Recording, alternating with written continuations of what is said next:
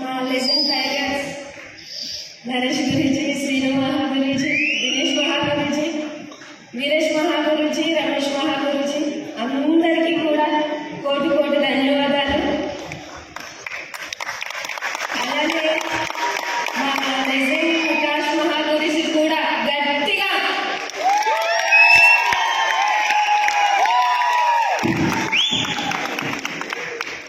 ఒకవేళ నేను ఫస్ట్లోనే చెప్పినాను, ఒకవేళ నేను ఏమైనా మిస్టేక్ మాట్లాడితే ఒకవేళ మీకు ఏమైనా అర్థం అవ్వకపోతే సారీ.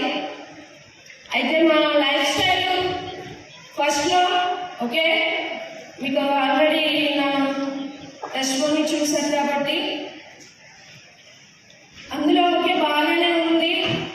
మేము ఇది ప్లాన్ వినేటప్పుడు నాకైతే అసలు ఇష్టం లేదు, ఎందుకంటే డబ్బులతో పని కాబట్టి డబ్బులు కట్టాలి కదా.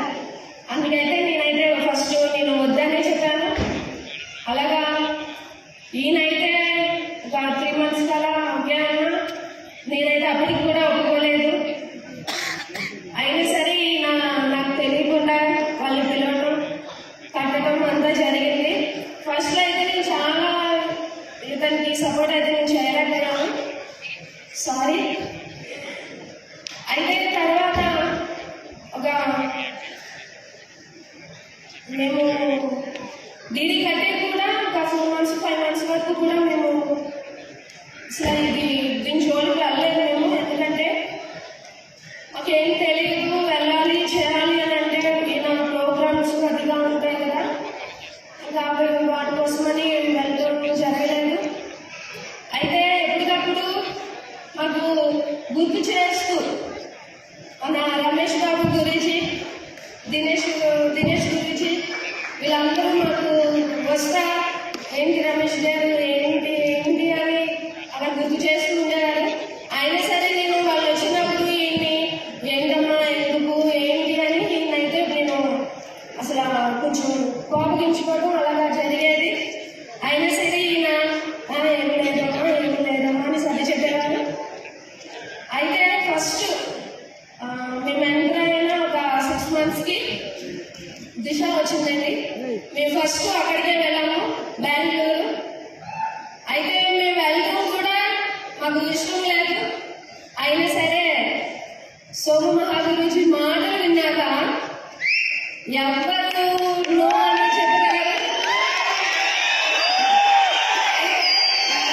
అప్పుడే స్టార్ట్ అయింది. అయినప్పటికీ కూడా నేను కొంచెం డబ్బులు పెట్టయితే వెనక పెట్టేదాన్ని. ఆ మాటలు గుర్తు ఉన్నా అవును కదా అనుకునేదాన్ని, కానీ ఆ డబ్బులు టైంలో వచ్చేసరికి నేనైతే చెప్పేదాన్ని. ఇతనికి అయితే చాలా వరకు నేను సపోర్ట్ ఇవ్వలేదు. తర్వాత ఏంటంటే ఫస్ట్లో కొంచెం వెడల్గా కూడా ఉండేవారు, ఈయన ఎక్కువ ఇంటికి వచ్చేవారు కూడా కాదు. ఎంటర్ అయిన 1.5 yearకి అలాగా మళ్ళీ నాకు ప్రెగ్నెన్సీ రావడం, మా అబ్బాయి నాకు గడుపులో పడటం, అది ఎంత ఉన్నా సరే నేను ఇంట్లో పట్టించుకోకుండా ఎంత ఉన్నా నేను ఏంటి ఇది అంత అవసరమా, అవును కదా అవసరమా అని అనిపిస్తుంది. లేడీస్కి అయితే కంపల్సరీగా అనిపిస్తుంది. ఈ టైంలో దగ్గర లేకుండా పని బిజినెస్ అని ఎలా పిల్లలు వదిలేసి ఎలా అని నేనైతే చాలా కోపగించుకునేదాన్ని. ఈయనేమో లేదమ్మా వచ్చేస్తానమ్మా ఇదిగో ఇది తేనా అది తేనా అంటే సర్ది చెప్పడానికి ఫోన్ చేసినప్పుడు అలా ఇది రేపు వస్తా లేదంటే ఎల్లుండి వస్తా చెప్పేవారు. కానీ రేపు కాదు ఎల్లుండి కాదు 4 days 5 days అని వచ్చేవారు. ఎక్కువ జర్నీ చేసేవారు. అయినప్పటికీ కూడా నేను ఇతను ఇలా కాదులే అన్నట్టు నేనైతే చాలా కోపంతోనే ఎక్కువ డీల్ చేసేదాన్ని. అయితే తర్వాత ప్రెగ్నెన్సీ కొంచెం దగ్గర వస్తుంది అనేసరికి నాకు కొంచెం సీరియస్ అయింది. ఆ టైంలో కూడా ఈయన దగ్గర లేకపోవడంతో ఈయన ఏం చేశాడంటే మా అమ్మగారికి ఫోన్ చేసి ఇది నన్ను తినేస్తుంది, నువ్వు వచ్చి తన దగ్గర ఉండు, నేను బయట చూసుకుంటాను అని మా అమ్మగారిని నాకు అప్పచెప్పి ఆయన మళ్ళీ బయటికి వెళ్ళిపోయారు. కవర్ చేయడానికి అక్కడ నా పోరు పడలేక అది అయిపోయాక సరే డెలివరీ టైం